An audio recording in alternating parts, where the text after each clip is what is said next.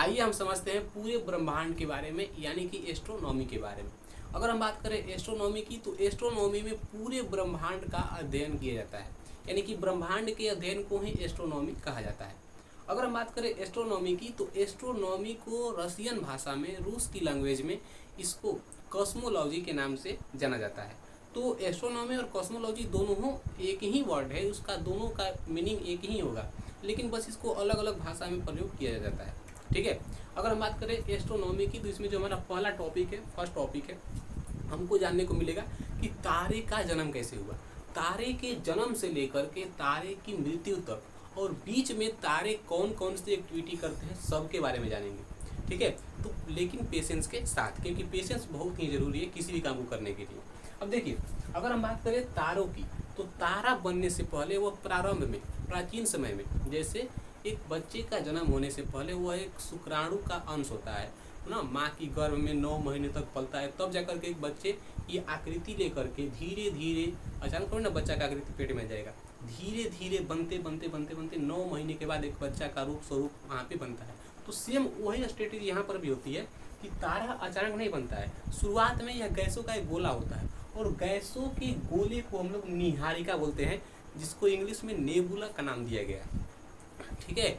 और जितने अभी आप लोग आसमान में तारे देखते होंगे, उतने ही, जैसे तारों का तो अंत नहीं है कितना तारा है, उतने ही गैसों के गोले पूरे ब्रह्मांड में। ठीक है।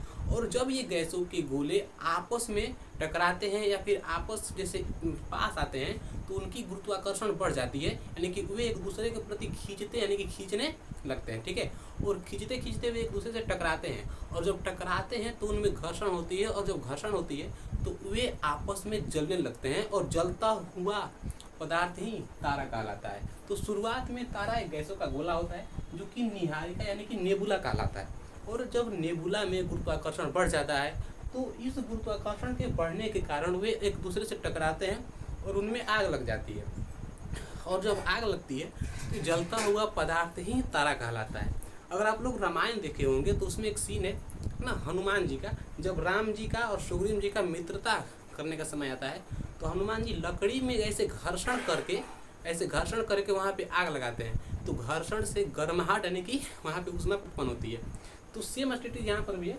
तो जब नेबुला टकराता है तो उसमें उत्पन्न, यानी कि उष्मा उत्पन्न होती है, और उष्मा के उत्पन्न होने से जो पदार्थ ना उसमें जलता है, उसी को हम लोग तारा कहते हैं ना। ये आप लोग ध्यान में रखिएगा, क्वेश्चन पूछता है ऐसे आप लोगों से कि गैसों का गोला है तारा, नेबुला, लाल दानव, श्वेत मावन, ऐसे आप लोग वहाँ पे ऑप्शन में देगा, वहाँ पे आप लोगों को नेबुला पे टिक करना होगा। ठीक है। अब देखिए, जब ये तारा होता है, इस तारे में ना हाइड्रोजन और हीलियम दोनों होते हैं, हाइड्रोजन और हीलियम दोनों होते हैं। ठीक है। और इस तारे में हाइड्रोजन का संलयन हीलियम में होता है, तारे में हाइड्रोजन का संलयन हीलियम में होता है। अब देखिए, अब ये संलयन क्या होता है, तो तारे में हाइड्रोजन टूटते हैं, किसमें, हीलियम में, यानी कि तारे में जो है वो हाइड्रोजन और हीलियम की मात्रा बहुत अधिक है, और इन दोनों में बहुत अधिक मात्रा हीलियम की है। तो जब ये टूटते हैं, यानी कि हाइड्रोजन का विखंडन, यानी कि हाइड्रोजन टूटता है किसमें, हीलियम में, तो तारे में दो पदार्थ, हीलियम और हाइड्रोजन। ठीक है। अब देखिए, अब जब इन दोनों में विखंडन होता है, तो धीरे धीरे, जैसे देखिए, अब देखिए यहाँ पे समझिएगा आप लोग कि हाइड्रोजन से हीलियम बनता है, तारे में हाइड्रोजन से हीलियम बनता है।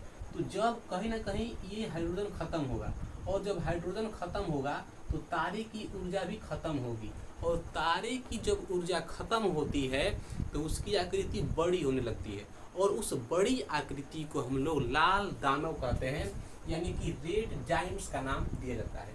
जब तारे की अपनी ऊर्जा खत्म होती है, तारा उसे कहते हैं जिसके पास खुद की ऊर्जा है। सूर्य एक तारा है, तो सूर्य के पास खुद की ऊर्जा है। और चूंकि हम जानते हैं कि जब तारे की ऊर्जा खत्म होती है तो वह लाल दानव बनता है। देखिए, तारे की ऊर्जा खत्म होगी तब लाल दानव बनेगा, लेकिन जब ये लाल दानव धीरे धीरे चमकना कम करता है। अब चमकना कम कैसे करेगा, क्योंकि अब यहाँ पे आप लोगों को हम बताएं कि तारे की ऊर्जा खत्म होती है तो यह लाल दानव बनता है। तो अचानक ऊर्जा खत्म हो जाएगी? नहीं, धीरे धीरे खत्म होगी। तो धीरे धीरे इसकी आकृति बड़ी होगी, तो उस बड़ी आकृति को लाल दानव कहते हैं। अब जब ये लाल दानव बनेगा तभी भी चमकना छोड़ेगा नहीं, यानी कि थोड़ा बहुत चमकेगा। ठीक है, अब जब ये हल्का हल्का चमकेगा, यानी कि तनी तनी चमकना ना, यहाँ पे इसकी प्रकाश हम लोग को दिखाई देगी, बहुत ही कम प्रकाश इसकी दिखाई देगी। तो उस स्थिति में इसी लाल दानव का नाम हम लोग श्वेत वामन रखते हैं, यानी कि व्हाइट ड्वार्फ। ठीक है, व्हाइट ड्वार्फ के नाम से इसको जानते हैं। जब ये चमकना कम करता है तो श्वेत वामन, और श्वेत वामन को हम लोग जीवाश्म तारा के नाम से भी जानते हैं। और जब ये तारा पूरी तरह से चमकना बंद कर देगा, जब ये तारा चमकना बंद कर देगा, यानी कि तारे से हमको प्रकाश नहीं दिखाई देगी, तारे से प्रकाश नहीं मिलेगी, तो उस स्थिति में इसी श्वेत वामन को हम लोग काला वामन यानी कि तारा कहते हैं। ठीक है, इतना आप लोग यहाँ पे ध्यान में रखिएगा कि काला वामन को हम लोग ना, यानी कि श्वेत वामन को जीवाश्म तारा कहते हैं, और काला वामन को मृत तारा कहते हैं। मृत तारा कहते हैं, काला वामन को मृत तारा। अब ये मृत तारा इसलिए है क्योंकि काला वामन में प्रकाश दिखाई नहीं देता है, और जब प्रकाश दिखाई नहीं देगा वहाँ पे, तो ये तारा पूर्णतः मर चुका है। ये तो फर्स्ट केस हो गया, ये आप लोगों का पहला केस है। लेकिन अगर यह लाल दानव श्वेत वामन नहीं बना, ये लाल दानव श्वेत वामन नहीं बना, और गलती से इस लाल दानव की जो ऊर्जा है वह आपस में ही लगती है विस्फोट करने, यानी कि तारे की जो ऊर्जा खत्म होगी, जब ऊर्जा खत्म होगी तो श्वेत वामन चमकना छोड़ देगा, पूर्णतः चमकना यानी कि साफा चमक भी नहीं करेगा, तो काला वामन। लेकिन जब लाल दानव में जो ऊर्जा है वह अचानक विस्फोट करने लगेगी, इसमें विस्फोट होने लगेंगे अचानक से, तो इसी को हम लोग विस्फोटक तारा या फिर अभिनव तारा या फिर सुपरनोवा के नाम से जानते हैं। देखिए, इसका 3 नाम है, विस्फोटक तारा, अभिनव तारा, सुपरनोवा, इसी का नाम है। कब इसका, जैसे विस्फोटक तारा कब बनेगा? जब ये लाल दानव के अंदर जो ऊर्जा है वह अपने में लगेगी बाजाबाजी करने, यानी कि अपने में लगेगी बॉक्सिंग खेलने। अब जब बॉक्सिंग खेलेगी तो कहीं से मतलब किसी को ज़्यादा घाव लगेगा, किसी को कम घाव लगेगा ना वहीं पे। तो जब ये लाल दानव में ऊर्जा अपने में लगेगी, सब मैंने विखंडन करने, टूटने लगेगी। जब ये टूटेगी तो ये विस्फोटक तारा बनेगा, और इसी विस्फोटक तारे का नाम है अभिनव तारा, सुपरनोवा या फिर विस्फोटक तारा। अब देखिए, अब इसी विस्फोटक तारे में कभी कभी लगती है, इसी का ऊर्जा अपने में लगता है बाजने। ठीक है, अब जब लगता है बाजने तो इस विस्फोटक तारे के बहुत सारे टुकड़े होते हैं। ठीक है, इसका जो पहला टुकड़ा है न्यूट्रॉन, दूसरा पल्सर एंड तीसरा क्वेसर होगा। ठीक है, यानी कि न्यूट्रॉन, पल्सर और क्वेसर। सबसे पहले लाल दानव के जो ऊर्जा है वह अपने में विस्फोट करेगी, तो विस्फोटक तारा, अभिनव तारा, सुपरनोवा ये बनेगा। लेकिन जब ये विस्फोटक तारा में भी विस्फोट होगा, ठीक है, जब ये विस्फोटक तारा में भी विस्फोट होगा तो विस्फोटक तारे के कई टुकड़े होंगे। ठीक है, और जब कई टुकड़े होंगे तो उसमें से जो मेन 3 टुकड़े होंगे, न्यूट्रॉन होगा, पल्सर होगा और क्वेसर होगा। अब ये जो न्यूट्रॉन है यह विस्फोटक तारे का, यानी कि जो न्यूट्रॉन है यह विस्फोटक तारे का सबसे बड़ा टुकड़ा है। ठीक है, यह सबसे बड़ा टुकड़ा हो जाएगा यहाँ पे, यह सबसे बड़ा टुकड़ा है। अब देखिए, अब ये जो पल्सर है ना, यह पल्सर इस विस्फोटक तारे का चमकने वाला अंग है। ठीक है, चमकने वाला अंग, यहाँ पे चमकने वाला। ठीक है, अब देखिए, अब ये जो क्वेसर है इसी विस्फोटक तारे का चुंबकीय अंग है, यानी कि इसमें चुंबकीय क्षमता अधिक होती है। अब यह सबसे बड़ा हो जाएगा, सबसे बड़ा, यानी कि विस्फोटक तारे का सबसे बड़ा टुकड़ा न्यूट्रॉन कहलाएगा, और विस्फोटक तारे का जो सबसे चमकने वाला भाग है वह कहलाएगा पल्सर। एक पल्सर बाइक भी आती है, सब नाम यहीं से लेकर के गया है सब। और एक जो टुकड़ा होगा जिसकी चुंबकीय क्षमता बहुत अधिक होगी, जिसको हम लोग क्वेसर के नाम से जानते हैं, और इस क्वेसर में चुंबकीय क्षमता अधिक होती है। अब देखिए, अब जब यह न्यूट्रॉन सिकुड़ने लगता है, न्यूट्रॉन सिकुड़ने लगता है, अभी आप लोगों ने हमने बताया कि जब इसमें विस्फोट होगा विस्फोटक तारा बनेगा, लेकिन जब इसमें विस्फोट होगा तो यहाँ पे न्यूट्रॉन बनेगा जो कि सबसे बड़ा है। अब ये सबसे बड़ा है तो इसके पास सबसे बड़ी ऊर्जा भी होगी, ऊर्जा होगी कि नहीं, सबसे अधिक ऊर्जा भी होगी। अब जब यह ऊर्जा खत्म होगी तो यह सिकुड़ेगा। जैसे हम में अगर बहुत ऊर्जा रहती है तो हम एकदम चंचल रहते हैं, लेकिन अगर धीरे धीरे ऊर्जा कम होती है तो हमारी चेहरे पे, जैसे हम 12 बज जाते हैं वहाँ पे ना, कुछ बोलने का मन, वहाँ पे सोने का भी जैसे मन नहीं करेगा। जो महिलाएं ना व्रत रहती हैं या फिर जो पुरुष व्रत रहते हैं, सुबह में एकदम है व्रत हम भी किए हैं, भूखे हुए हैं, लेकिन शाम होते होते चेहरे पे 12 बजेगा इसे लेकर वहाँ पे, क्योंकि उनमें, उनके शरीर में पौष्टिक यानी कि पौष्टिक तत्वों की वहाँ पे उनके शरीर में कमी हो गई है, विटामिन की कमी हो गई है इसी कारण से। अब जब ये न्यूट्रॉन है, इसमें तो ऊर्जा भरपूर था, घूम लिया ये इधर उधर, लेकिन जब इसी न्यूट्रॉन की ऊर्जा खत्म होगी तो एकदम सिकुड़ेगा, और जब यह सिकुड़ेगा अच्छे तरीके से तो सिकुड़ने के बाद इसका घनत्व तो बहुत अधिक हो जाएगा। सपोज यह एक भेंस है, यानी कि मार्कर है कह सकते हैं, और जब हम इस मार्कर को तोड़ तोड़ के देखिए, आप लोग कैसे बताएं, एक कागज, जैसे एक कागज की अगर हम बात करें तो ये कागज हो गया, ठीक है। यह समझिए कि यह न्यूट्रॉन तारा है, देखिए यह क्या है, न्यूट्रॉन है। अब इसमें ऊर्जा काफ़ी है, लेकिन जब इसकी ऊर्जा खत्म होगी तो यह सिकुड़ेगा। अभी इसको ऐसे हवा में फेंकने पर ना ये बहुत ही कम दूर तक जाएगा, ऐसे फेंकेंगे तो इधर ही रह जाएगा, ये बहुत दूर तक नहीं जा पाएगा। लेकिन अगर हम इसी को ऐसे मोड़ करके, ऐसे इसको ऐसे मोड़ करके, ऐसे पूरा एकदम पूरा जितना ताकत हम में है उतना मोड़ करके अगर ऐसे कस के फेंकेंगे तो बहुत दूर तक जाएगा, यानी कि इसकी जो ना डिस्टेंस है वो बहुत दूर तक जा पाएगी। अब कारण क्या है कि इसका घनत्व बढ़ गया, ऐसे इसका घनत्व बहुत ही कम था, ऐसे इसका घनत्व तो बहुत ही कम था, लेकिन जब इसको हम ऐसे मोड़ दिए और मोड़ करके ऐसे फेंके तो बहुत दूर जाएगा। अब देखिए, अब इससे ना अगर हम इससे किसी को अगर ऐसे मारेंगे तो घाव ही नहीं लगेगा, लेकिन अगर इसी को ऐसे मोड़ करके पूरा हुमच के इसे अगर ऐसे पूरा हुमच के मार दिए चेहरे पे तो पूरा घाव लग जाएगा वहाँ पे। कारण क्या है, इसका घनत्व पूरा बढ़ गया, और जब घनत्व बढ़ता है तो बहुत ही भारी होता है, और न्यूट्रॉन जब सिकुड़ेगा तो यही बनेगा ब्लैक होल। और ब्लैक होल जो होता है यह इतना भारी होता है कि अगर पृथ्वी से टकराएगा ना, अगर पृथ्वी से ऐसे टकराएगा तो इसको छेद के रख देगा, और पृथ्वी का सारा मैग्मा ऊपर एकदम पूरा बारिश लेकर ऐसे होगा वहाँ पे ना, बहुत भारी होता है ब्लैक होल। दुनिया में सबसे अधिक घनत्व अगर किसी के पास है तो वह ब्लैक होल के पास है, और ब्लैक होल जो होता है वो इतना भारी होता है कि पूछिए मत। उसके एक चम्मच, यानी कि ब्लैक होल जो होता है उसके एक चम्मच का भार, सपोज ये ब्लैक होल है तो इसके अगर हम ऐसे तोड़ करके ना, इसमें अगर ऐसे तोड़ करके अगर एक चम्मच में रखेंगे तो इसका जो वजन होगा ना, यह 10 हाथियों के वजन के बराबर होगा, इतना भारी होता है। सपोज यह इतना बड़ा है और इसका केवल इतनी को टुकड़ा 10 हाथियों के वजन के बराबर है, तो यह कितना बड़ा होगा सोचिए अपने से। 10 मतलब थोड़ा कल्पना कीजिए, ब्लैक होल थोड़ी ना आती है, बहुत बड़ा होगा वो ना, तो उसके यानी कि ब्लैक होल का जो घनत्व होता है बहुत ही अधिक होता है। तो यहाँ से आप लोगों के पास बहुत ही एक मतलब क्वेश्चन बहुत ही अच्छा आ गया कि दुनिया में सबसे अधिक घनत्व किसके पास होता है, तो ब्लैक होल के पास होता है।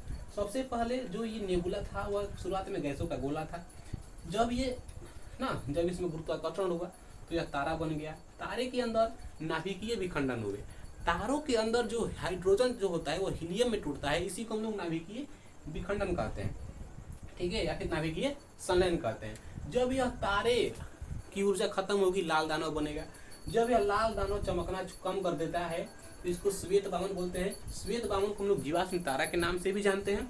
और जब ये श्वेत वामन पूरी तरह से चमकना बंद कर देता, चमकेगा ही नहीं साफा, उसको हम लोग काला वामन यानी कि मृत तारा के नाम से जानते हैं। अब सवाल ये है हमारे पास कि कैसे पहचाने कि लाल दानव श्वेत वामन बनेगा और लाल दानव विस्फोट तारा बनेगा।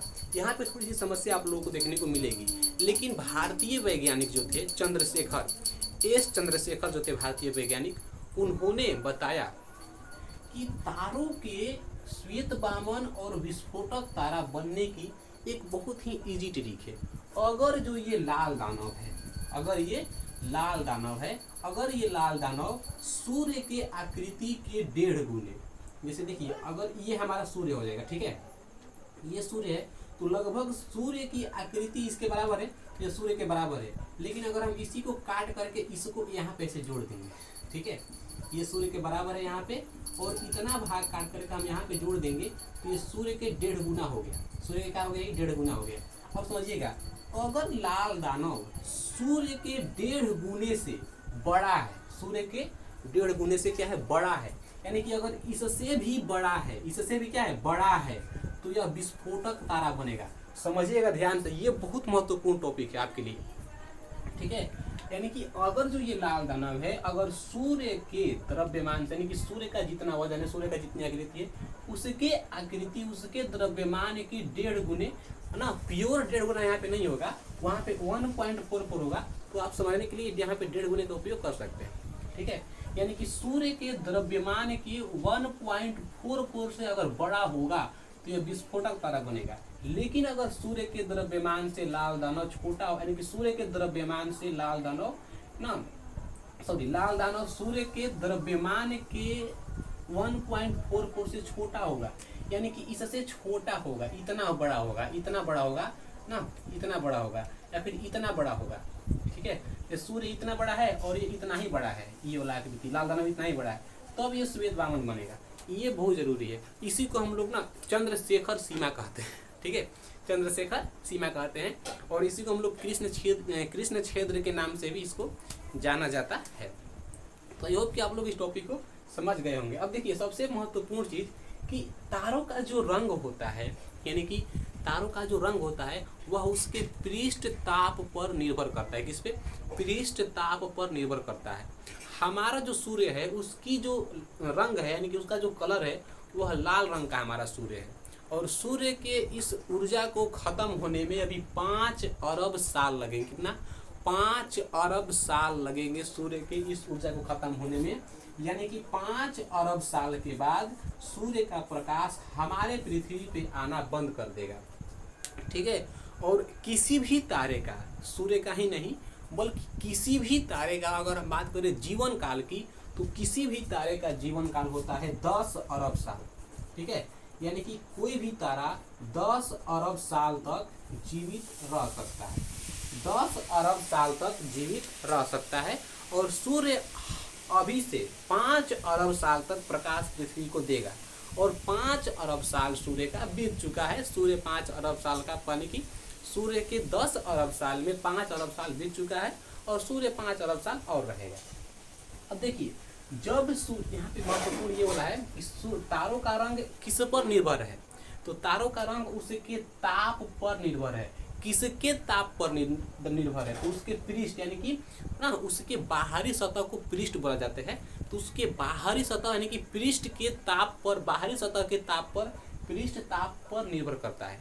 तारे का रंग कैसा है वह उसके पृष्ठ ताप पर ही निर्भर करता है। अब देखिए, अगर तारा लाल है तो उसमें कम ऊर्जा है, यानी कि हमारा सूर्य लाल है और सूर्य के पास कम ऊर्जा है, लेकिन फिर भी यह ऊर्जा इतना काफी है कि यह ऊर्जा 5 अरब साल तक पृथ्वी पे आएगा, ठीक है। अब देखिए, और जिस तारे का रंग सफेद है, जिस तारे का रंग सफेद है उसमें सामान्य ऊर्जा है, नॉर्मल ऊर्जा है। जिस तारे का रंग लाल है उसमें मिनिमम ऊर्जा है, मिनिमम उसमें टेम्परेचर है, कह सकते हैं मिनिमम एनर्जी है, बहुत ही कम उसमें एनर्जी है। लेकिन अगर तारे का रंग सफेद है तो उसमें समान, यानी कि नॉर्मल एनर्जी है, ठीक है।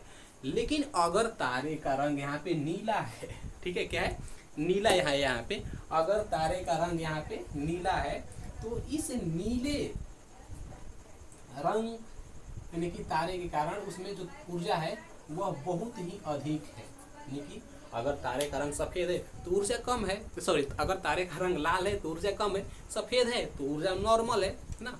लेकिन अगर तारे का रंग नीला है तो बहुत ऊर्जा है, अथाह ऊर्जा उसमें है। समझिए ध्यान से यहाँ पे, अगर सूर्य का रंग लाल है, और गर्मी के दिनों में क्या होता है कि सूर्य के इस निम्न ऊर्जा के कारण इतना ताप गर्मी के दिनों में लगता है, इतना अधिक लू लगता है, यानी कि इतना ज़्यादा हम लोग को गर्मी झेलने को मिलती है। जबकि सूर्य का रंग लाल है, यानी कि इसके पास अभी कम ऊर्जा है। समझिए, जरा सोचिए कि जब सूर्य नया नया होगा, जब सूर्य क्या होगा? नया नया होगा, तो इस नए नए सूर्य के पास बहुत अधिक ताप होंगे और इसका रंग नीला होगा। इस नए नए सूर्य के पास बहुत अधिक ताप होंगे और इसका रंग नीला होगा, उस टाइम पे कितना प्रकाश पृथ्वी पे आता होगा, कितनी अधिक ऊर्जा पृथ्वी पे आती होगी। जस्ट थिंक अबाउट, यानी कि बहुत ऊर्जा आती होगी उस टाइम पे। और फिर भी अगर इसका प्रकाश यानी कि इसमें जो ऊर्जा धीरे धीरे खत्म होती है तो यह सफ़ेद बनता है, और सफ़ेद में नॉर्मल ऊर्जा रहती है। जब सबसे कम ऊर्जा में इतना टेम्परेचर है तो नॉर्मल ऊर्जा में कितना टेम्परेचर होगा, सोचिए जरा ना। समझिए कि अभी जो है जिस स्थिति में है वो ठीक है, और 5 अरब साल बीतने में तब तक कौ पीढ़ी खत्म होगा किसी को नहीं पता है ना। इसका इमेजिन करना बहुत ही दुर्लभ हो जाएगा। यहाँ पे 5 अरब साल में ये पृथ्वी रहेगी नहीं रहेगी किसी को नहीं पता है, क्योंकि कौ को ब्लैक होल उसमें टकरा के खत्म कर देगा उसको। हम लोग पढ़ेंगे आगे, जैसे ना आकाशगंगाओं के बारे में पढ़ने को मिलेगा हम लोगों को, लेकिन नेक्स्ट वीडियो में, क्योंकि ये वीडियो बहुत ही लंबा हो गया है। एंड आई होप कि आप लोग इस टॉपिक को समझे होंगे। एक बार अगर हम बात करें इसकी रिवीजन की, तो सबसे पहले तारे जो थे वह एक गैसों का यानी कि सबसे पहले ब्रह्मांड में गैसों का गोला था। उस गैसों के गोलों को हम लोग निहारिका कहते हैं। जब वह निहारिका आपस में यानी कि नज़दीक आई एक दूसरे के, तो उसमें घर्षण हुआ और घर्षण के कारण उसमें आग लग गई। जलता हुआ पदार्थ ही तारा कहलाया। तारे के अंदर नाभिकीय संलयन होता है। क्या होता है? नाभिकीय संलयन होता है। तारे के बाहरी, जैसे देखिए तारे के बाहरी, सपोज ये हमारा तारा हो गया, तो तारे का जो बाहरी टेम्परेचर होता है ना, बाहरी टेम्परेचर यानी कि बाहरी तापमान, या कम से कम 6000 डिग्री सेल्सियस होता है। कितना? 6000 डिग्री सेल्सियस होता है। लेकिन अगर हम बात करें तारे की अंदर की तापमान की, तो यह 1.5 करोड़ डिग्री सेल्सियस यानी कि 15 मिलियन डिग्री सेल्सियस यहाँ पे होता है। बहुत ताप होता है तारे में यार, बहुत ताप, आप लोग कल्पना भी नहीं कर सकते हैं। अगर वो पूरा आ जाएगा ना पृथ्वी पे, खत्म, पढ़ने को मिलेगा हम लोग को आगे, लेकिन ध्यान से धैर्य के साथ पढ़ेंगे हम लोग, कोई दिक्कत नहीं इसमें।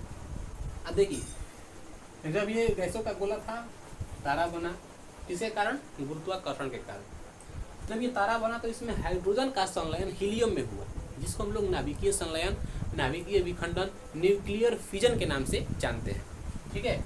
अब जब ये तारे में ऊर्जा खत्म हुई ना, तारों का जब ऊर्जा खत्म होता है, यानी कि जब सूर्य का ऊर्जा खत्म होगा तो वह लाल दानव बनेगा, क्योंकि सूर्य भी एक तारा है। और यही सूर्य ना बनेगा विस्फोटक तारा, क्योंकि हमने यहाँ पे पढ़ा है कि सूर्य के द्रव्यमान से, यानी कि सूर्य का जितना द्रव्यमान है उससे अगर उसकी बड़ी है तो ठीक है, छोटी है तो भी ठीक है। यहाँ पे जब छोटी होगी तो श्वेत वामन बनने का तो वहाँ पे सूर्य का चांस नहीं है, क्योंकि श्वेत वामन कब बनेगा? जब सूर्य से छोटा होगा। अब यहाँ पे खुद सूर्य आ गया तो श्वेत वामन बनने का चांस वहाँ पे नहीं है, तो विस्फोटक तारा बनेगा। जब ये श्वेत लाल दानव जो है, यानी कि देखिए तारों का जब रंग क्या होता है, यानी कि तारों की जब ऊर्जा खत्म होती है तो यह लाल दानव बनता है। लाल दानव जब बड़ा होता है तो यह चमकने, यानी कि यह कम चमकता है, यानी कि धीरे धीरे चमकना छोड़ने लगता है। जब यह बहुत ही कम चमकता है तो उसको हम लोग श्वेत तारा यानी कि श्वेत वामन बोलते हैं, और जिसको हम लोग हिंदी में यानी कि अलग नाम से जीवाश्म तारा यानी कि व्हाइट ड्वार्फ के नाम से भी इसको जाना जाता है, क्योंकि इसमें थोड़ी थोड़ी एक जीव बची रहती है यार। और जब यह पूर्णतः चमकना बंद कर देता है तो इसको हम लोग काला वामन यानी कि मृत तारा बोलते हैं। ठीक है। अब देखिए, ये तो सूर्य के द्रव्यमान के 1.5 गुने से छोटा रहेगा तब बनेगा, लेकिन अगर लाल दानव सूर्य के द्रव्यमान के 1.5 गुने से बड़ा रहेगा तब का बनेगा? विस्फोटक तारा। अब जब ये विस्फोटक तारा बहुत ही विस्फोट होगा, अपने में बाजाबाजी करेगा सब, तो ये टूटेगा। क्या होगा? टूटेगा। अगर हम लगे अपने आप से बाजाबाजी करने, मुड़िया लगा ऐसे कर देंगे, इसको ऐसे कर देंगे, इसको ऐसे कर, तो टूट जाएगा, खत्म हो जाएगा ना, हम विकलांग हो जाएंगे तुरंत। वहाँ पे जब हम अपने से बाजेंगे तब तो कोई दूसरा पार्टी आएगा, हमको मारेगा, और वो सामने वाला हमसे ताकत हो तो फिर हमको खत्म कर देगा वहाँ पे। जब ये अपने में बाजाबाजी करता है तो ये टूट जाता है। जब टूटता है तो ये बहुत सारे भागों में टूटता है। ठीक है। लेकिन बहुत सारे भागों को हम लोग को नहीं पढ़ना है, बस ऑल भागों को, जिससे कि आप लोग एग्जाम में क्वेश्चन बनते हैं। तो जब ये टूटेगा तो बेसिकली समझिए आप लोग कि 3 भागों में टूटता है। एक सबसे बड़ा आकृति ना, जिसको हम लोग न्यूट्रॉन तारा कहते हैं। एक जो चमकता है ना, जो जिसमें चमकने की जो चमकता है उसको हम लोग पल्सर बोलते हैं। एक जिसमें चुंबकीय क्षमता अधिक होती है उसको हम लोग क्वेसर बोलते हैं। और जब यही न्यूट्रॉन तारा सिकुड़ जाता है, जैसे कागज़ के हम लोग आप लोग को बताएं एग्जाम्पल दे करके, जब यह सिकुड़ जाता है तो इसके सिकुड़न के कारण इसका जो घनत्व है वो बहुत ही, अब समझिए, अगर हम किसी को हई से मारेंगे तो घाव लगेगा, लेकिन अगर वही किसी को हम अगर हई से मार दिए पूरा ऐसे पूरा बना के एकदम, तो क्या होगा, घाव लगेगा, लेकिन इससे इसकी अपेक्षा इससे तो बहुत घाव लगेगा। कारण क्या है, क्योंकि इसका घनत्व तो बहुत ही अधिक हो गया, और जब अधिक घनत्व होगा तो यह भारी होगा। ऐसे मारेंगे तो कम दबेगा कोई भी चीज़, लेकिन अगर किसी को हम ऐसे मार दिए घुमच करके तो बहुत दब जाएगा वहाँ पे। तो न्यूट्रॉन तारा जब सिकुड़ेगा तो ब्लैक होल बनेगा, और ब्लैक होल इतना ना भारी होता है, इतना घनत्व उसका बहुत तेज होता है कि अगर वह किसी पे गिर जाए तो फिर मतलब समझ सकते हैं आप लोग कितना भारी। समझिए कि जब उसके एक चम्मच का भार 10 हाथियों के वजन के बराबर है, तो पूरा ब्लैक होल कितना बड़ा होगा, तो आप लोग कल्पना कर सकते हैं। तो आप लोगों को आई होप कि यह टॉपिक समझ में आ गई होगी। एंड हम लोग अगले एस्ट्रोनॉमी के वीडियो में ना अगला टॉपिक पढ़ेंगे। एंड एस्ट्रोनॉमी की केवल 3-4 वीडियो ही आप लोग के बीच में आएगी, और 3-4 वीडियो में ही आप लोगों का पूरा एस्ट्रोनॉमी खत्म हो जाएगा। एंड आई होप कि आप लोगों के टॉपिक कहीं तरीके समझ में आई होगी। एंड मिलते हैं एक अगली वीडियो में एक नए टॉपिक के साथ, तब तक के लिए धन्यवाद।